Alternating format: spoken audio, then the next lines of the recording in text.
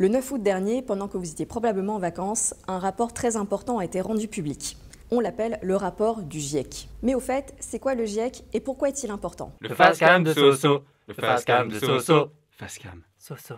Le rapport du GIEC. Rapport GIEC.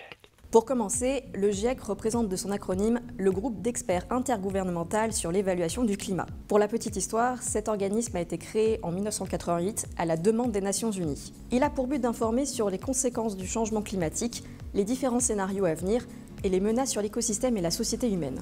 Depuis, 5 rapports ont été publiés avec environ 5 à 8 années d'intervalle. Le 6e rapport, celui qui nous intéresse, est prévu pour 2022. Il est notamment très attendu puisqu'il permettra d'évaluer en 2023 les progrès accomplis dans la réalisation des objectifs de l'accord de Paris, soit l'objectif de maintenir le réchauffement de la planète en dessous de 2 degrés. Depuis cet été, une partie de sa rédaction est rendue publique. Le rapport du GIEC se base sur 14 000 études scientifiques, 234 chercheurs dans 66 pays différents. Et pour l'instant, ces prévisions sont plutôt inquiétantes. En tout, le rapport du GIEC est composé de 1300 pages. C'est beaucoup. Mais parmi elles, on retrouve un rapport technique de 150 pages et un résumé à l'attention des décideurs de 40 pages. Et parmi toutes les indications présentées au sein de cette première partie, nous avons relevé les principales conclusions que voici. Numéro 1. La température de la planète devrait encore augmenter.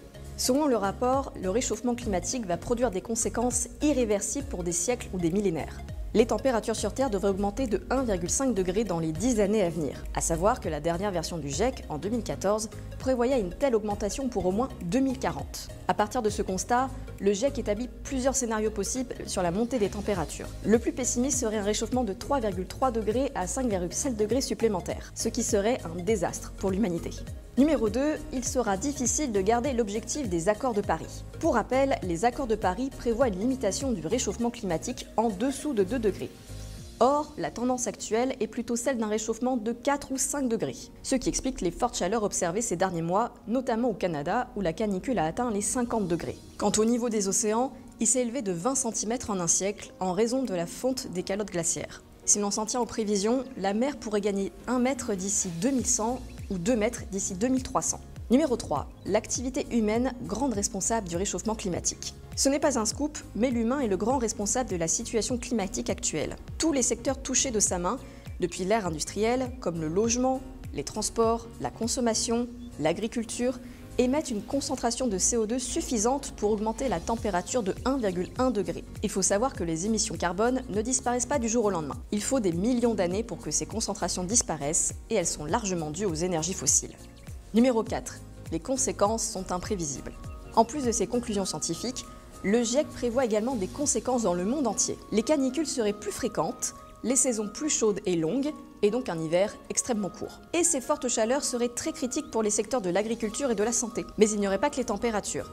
Le rapport mentionne aussi une augmentation des précipitations, ce qui implique des inondations et des sécheresses. Alors, qu'est-ce qui est prévu pour éviter tous ces scénarios catastrophes? Le rapport du GIEC était très attendu par les pays signataires. Ces prévisions vont servir de base scientifique aux discussions de l'Assemblée générale des Nations Unies en septembre. Il servira aussi aux négociations de la COP26 à Glasgow en novembre prochain. Cette grande conférence permet aux membres signataires de décider des prochaines décisions politiques et financières sur l'amélioration de la situation climatique. La COP26 est particulièrement importante puisqu'elle doit renforcer l'action collective pour atteindre les objectifs de l'accord de Paris. Les règles du jeu doivent alors être rapidement définies, car si de nouvelles actions ne sont pas engagées immédiatement pour réduire nos émissions de gaz à effet de serre, la barre des 1,5 degrés sera dépassée dans une dizaine d'années.